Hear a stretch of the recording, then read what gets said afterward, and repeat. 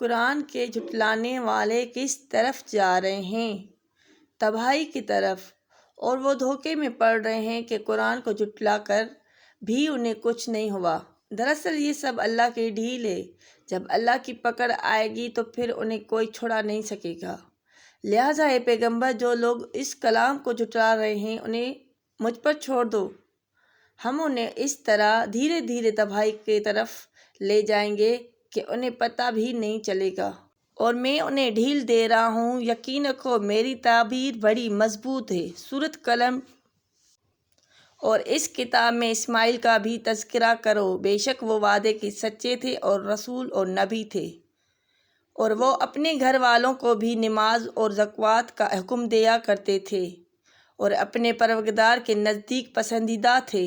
سورۃ مریم آیت 44-55۔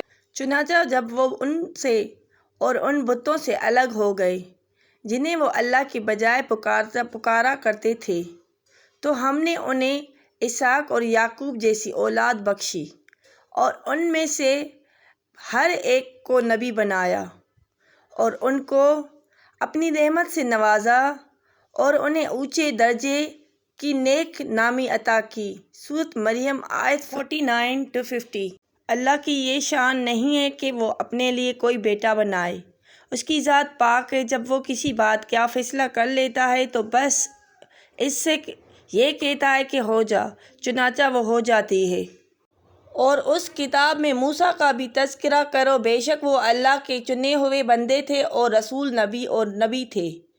ہم نے انہیں کوہ طور کے دائیں جانب سے پکارا اور انہیں اپنا رازدار بنا کر اپنا قرب عطا کیا۔